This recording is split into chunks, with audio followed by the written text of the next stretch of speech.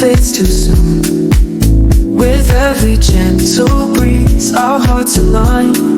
Love's a dance we sway to. Ayan, update po natin ang ating lupa. Kasi mga kalingap, meron na pong nakabili nito, itong kalahati. So isang 100 square meters natin, ayun, may bakod, no? May bumili na po niyan. At ito ang ating natitirang 100 square meters pa. So ngayon wala pa po nakabili. So ayun, talagang pinapost natin to sa agent ng lupa simula nung sinabi kong bibenta ko na to. So pinahanapan ko na ng buyer. So ayun, nahanapan nila agad. At di ko lang alam kung sino po ang nakabili. Pero meron po akong idea kung sino po ang bumili na itong lupa na ito na nandito. At alam kong nandito din siya. Meron din siyang lupa dito, kaya niya ito binili. Kaya mamaya malalaman niyo po kung sino yun. Babanggitin ko po kung sino ang naiisip kong bumili nito. Ito, hindi niya pa ito binili, oh. Sayang. Kasi magagamit niya pa to. Pero bakit niya kaya binili itong lupa na to? Itong harap niya lang to, eh. Diba? So baka may idea na kayo kung sino po ang bumili nito. Pero hindi naman ako sure kung siya talaga yon. Pero tatanungin natin siya kasi kasama ko po siya ngayon. So ano lang tayo ngayon, konting vlog lang dito sa ating lupain. Baka may naghahanap pa po. Kasi may mga nag-inquire din sa akin, may mga nagtanong po nung binlag ko tong lupa ko na for sale. So ngayon ito ay for sale pa rin. At 100 square meters na lang po siya. Ito, ang bilis lang po nito. Ano kayang gagawin dito? Wala po. Hindi pa rin yan sisimulan. Tapos ito po, ayan. Ayan po ang daanan. So ngayon ay nag-uulan-ulan na ulit. Kaya nga, umuulan na ulit dito, boss. So kasama ko po dito sila Papa Joms. Tatanungin ko si Papa Joms kung siya ba ang bumili ng lupa ko. Kasi ayaw din sabihin ng agent kung sino yung bumili. So let's go. So update lang po tayo dito sa aking for sale na lupa. Dito tayo ngayon kasi kasama natin si Papa Joms. Nag-update din sa kanyang bahay. Congrats bro, ngayon pa lang sobrang nakaka-proud ka at nakaka-inspire. Tignan ang bahay ni Papa Joms. Ay, wag mo pakita. Okay lang. Ha? Pakita mo. Okay lang? Sige nga. Pakita natin sa ating channel yan, no? So, anong feeling bro? Na talagang, ayan na yung pangarap mo. Yun bro, Na. actually bro, feeling is sobrang sarap sa pakiramdam bro. Kasi bahay mo na yun. Bahay ko na mismo kasi yung ginagawa Alam mo yung tipong before. Umuulan na bro. Actually, di ko rin na-imagine bro na di ko imagine na magkakaroon ako ng sariling bahay. Pero bro, umuulan na bro. Yeah. Pero bro, ang ganda na ng ano mo So, sige, pakita na natin itong lupa natin. Kasi may ipapaliwanag po tayo dito. Nasilo muna tayo. Ang papaliwanag bro. Basta bro. Galing. So dito muna tayo sa barracks Jomar kasi maulan. Kaya bro, yung lupa pala, di ba alam mo naman binibenta ko? Oo. So gusto ko sanang ilagay sa'yo. Tulok mo sa akin? Kasi ayan katapat na lang ng bahay mo. Baka gusto mo magkaroon ng parking lot. Uy, grabe naman. Parking lot. Parang daming kotse. Ang daming kotse bro. Hindi, pag may bisita ka, syempre, di ba? Tapos, ikaw, kung anong plano mo, baka mamaya gusto mo. Bro, ang plano ko bro, ikaw ang magtayo dyan. Andito na si Carla Ayun naman, oo. Kaya nga, ang naiisip ko din kasi, kung kaya akong gustong i-alok sa'yo, kasi pwede mong ilipat or gawa ng pang stay dito sila mama mo, kaya dito. Sila mama. Tapos di ba, nandiyan si Carla, o di mo pakalapit ka, one big happy family. Ay, grabe na. Pero, baka lang gusto mo kasi di ka na maglalayo pa kasi yung mga paligid natin. Yun nga may mga nag-ano na yata Magkano ba bro? Kung magkano ko lang nabili bro, alam mo naman yun, ikaw kasama ko nung binili ko yun, di ba? 100K. Ang akala ko bro, pag bumibili ka lupa, may Pa-appreciate. papaangat Depreciate. Ba't parang kalahati yung nabawas? Pero hindi ko naman pinipilit or pinupush sa'yo ibenta. Baka lang. Ba't mo kasi bro gusto mo mag-ibenta? Siguro sa iba kong gagamitin or sa ibang lugar ako mag-aanap na kung meron nakita. Pero ngayon nga, yun nga, napag-desisyonan ko na ibenta na muna ko. Ayaw mo atang kapitbahay si Kuya Kaya Vince. nga, ayaw mo itong kapitbahay bro. Actually, Ayoko din naman. simula nung nagtayo naman si Jomar, doon ko naisip benta ko yung lupa ko. Joke lang. Yung ano lang talaga, kung dati pa lang, binili ko yan, hindi ko naman talaga inisip na magtatayo dito ng bahay. Pero, ayun nga, gusto ko ding Parang ibenta. ano lang din.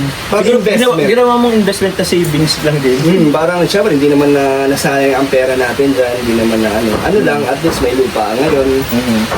Gusto nating magamit yung ating pera sa ibang bagay katulad ng maghanap na ibang lugar or maghanap ng yun nga, house and lot na kasi Okay. kung mayroon man makita, di ba? Sige. Kaya ganun lang. So, Papa Joms, gusto mo ba? Biglaan naman bro. Di, pag-isipin ko, pero installment na lang bro. Paano ka ng installment? Hindi, binili yan ng cash. Dapat, bibili mo rin ng cash. Hindi naman siya Iba yung installment. pausapan bro, bilang magtropa naman tayo bro. Di ko naman yan bro tatakasan bro. Di sige, so ano na lang, pag may ilang buwan na lang, bago nga Pag-isipin ko muna bro. Gusto para kay mama mo, ayaw mo ba yun? Gusto ko rin naman. Meron akong rest house para kay mama mo, yung pag nandito. Sila, may plano ba sila bumisita dito? Oo naman bro, may plan din naman. Kasi di ba sa bahay mo, syempre, solo ka lang back doon. Sige, kunin ko na bro. Oo, Bukas. hindi nga. Bukas. Grabe si Papa James, agad-agad. The Ganun. price is right. Same price nga lang nung binili ko. Magkano ba binili yan? Ano? 200? 200k. O 180 na lang. O bakit may discount? Kasi biglaan bro eh. Pag cash bro, maraming discount. Hindi oh. Pag cash, as is na yun. Wala na. Non-negotiable na siya. So ganun na lang. Okay na. Okay, sige bro. Agad-agad? Ganyan ka lang kausap? Bilhin mo na? Hindi naman. Di actually si Philip kasi, Philip? nagbigay ng idea. Si Philip. Naiano ko daw sa iyo yung lupa ko. Kasi Okay. alam ni Philip na Hindi pa kami sa... mabilis kausap si Jomar, madaling kausap. deal. At maawain. So baka maawa si Jomar Uy, sa grabe akin. naman paawa eh bro. Sige na bro, paawa nga bro. Para kay Rosie kasi ito bro. Pag-usapang anak na. Malambot na, Malambot ginamit na na tayo. yung alas. Yung alas. Ginamit na yung alas. Tawa na si Philip po. Naipit tuloy sa sitwasyon si Papa Kaya Jones. nga, para namang ang bilis-bilis lang Mabilis lang ng pera dyan eh. Pero kayang-kaya mo naman. Pwede naman. Bukas sa bukas, kaya-kaya mo. Hindi, okay ka naman. Hindi, actually bro, tingnan ko lang kung interesado ka. Kasi bro, meron talaga nakabili na ng lupa ko. Kasi ano mo pa sa akin? Hindi, meron na po nakabili ng kalahati, ng 100 kalahati square pala. meters. Kung nakikita nyo po, or mamaya, may bakod na siya. So yung kabila, wala siyang bakod kasi yun yung hindi pa nabibili. So lupa ko pa rin siya. Yun yung pwede mong bilhin. Kung gusto mo. Oo. Gusto mo ba? Ay, tapat na tapat ng bahay mo. Hindi tapat kasi. Kasi yung dito, nabili na po. Ang bilis lang po, nabenta natin. Agent din po nagbenta niyan. Ang alam ko bro, as in nabili na, sino bang andito sa tapat? Kasi sure bro, yung pwede mong alokan yan, yung katabing lote lang din. Kung sinong bumili ng lupa. Ay, yung katabi mong lote, let's say, sino may-ari dyan sa katabi mo? Saan ka tabi ko? Let's say, yung, di ba? Sino yung bumili? Oo, sino bumili ng katabi mo Ito dyan? yung binili, ayan o. O, sino pa? Di ba meron pa dito? Ito? Oo. Di ko alam. Yun kasi pwede mong alokan din. Baka gusto pa nilang ano, Magdagdag yun. magdagdag. Pero nabenta mo na ba? Nabenta na po for yung lupa. So meron pa tayo natitira ng 100 square meter. Sa mga, maraming nag-inquire sa akin nung nag-vlog ako dito. Oo. May mga nagtatanong kung magkano, saan lugar. So ayun, for sale pa rin po siya. Kaya sa mga gusto pong magkaroon ng lupa dito sa Daet, katabi ang mga kalingap, lalo na si Papa Joms at si Carla. Katapat lang. Katapat lang. Meron pa po ang lupang 100 square meters pang kaya na isang bahay. Ay, kaya. Di ba? Ang 100 square meter. Oo. Kaya, malay Kaya may ikaw mo, na nga lang din eh. malay mo, kung pag medyo matagal siyang hindi nabenta or nagbago isip ko, pwede pa naman natin bawiin yun sa agent. Kung for sale pa siya. Kaso, ano rin talaga bro, ayun, katulad ngayon, maulan, mahirap pang dumaan kasi nga maputik. So, yun yung mga kinukonsider natin. Pero si Papa Joms, papagawa siya ng sarili ng daan. Ay, wow. Papasemento na po yan. Pag, Hindi naman. Tumakbo na kaya ako tatakbong kagawad na po kasi si Jomar dito. Bro, pwede ka maging president ng homeowners. Mga kalingap ng mga sa gilid do. Ay, yun. Ikaw ang presidente ng mga homeowners. May sarili na Kalingap Village na kasi. Kalingap Village na to. Kalingap Village So, na dapat to. nandito ka na rin kasi Kalingap Village pa lang. Wow. Oo, di ba? Oo nga. Bibili na to ni Jomar. Ayan mga kalingap, grabe lakas po ng ulan. Hindi namin alam kung titigil to, parang hindi pa eh. So anong plano bro? Uwi na tayo, bro. Ano nga, susugurin natin to? Malambot-lambot yan oh. Ay, di kunin ko na lang, bro, yung ano. Yung kotse, dadalhin mo dito. Tayo. Good luck. Kasi lulubog ang sasakyan mo dyan. De, tara na, sabay-sabay na tayo doon. Paunahan na. Takbuhan na lang po. Kasi medyo matagal po itong tumigil yung ganitong ulan. Hindi po yata siya nakikita. Pero rinig niyo naman siguro.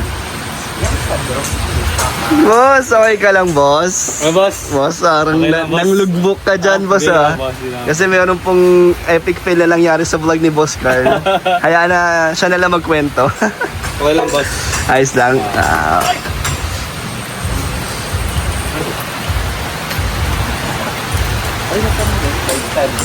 Bro, natanggal. Kuya na tanggal.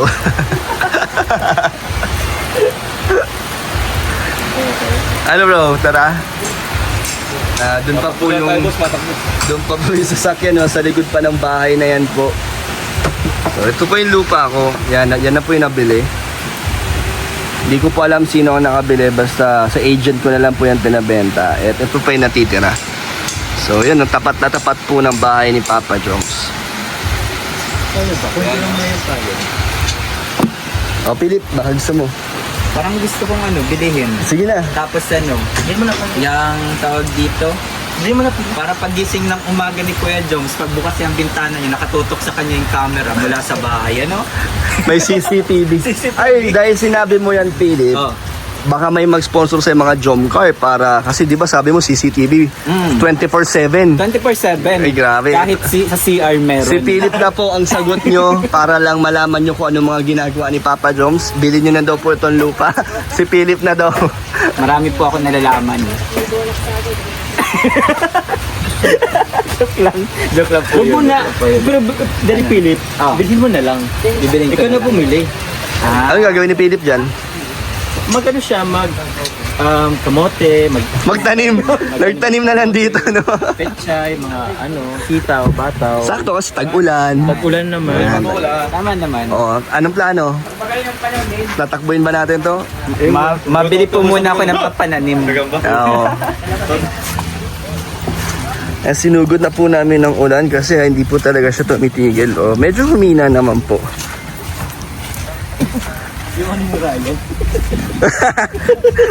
Angas ng payong ni Ryan, oh. Kaldero. Kawali. Ayan, maputik po, oh. Sabaw.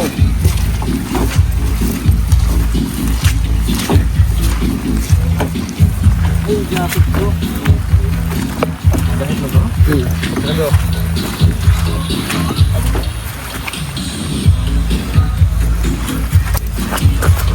Let's go. Ulan bro. Ulan na, lumalakas pa ulit. Kaya wala po kasi kami mga payong kaya sinugod na po namin ang ulan. Pauwi na rin naman po kami. Kaya maliligo na lang siguro na kanya-kanyang bahay. Yan na. Bro, tulungan na kita. Dito na tayo, bro. Matutulungan. May dala kasi. Pabukas ang likod mo, bro. Kung kailan nandito na. Nakabigo sa pagtulong. Haba yun. Kasi Philip, dito na po tayo. Sabi.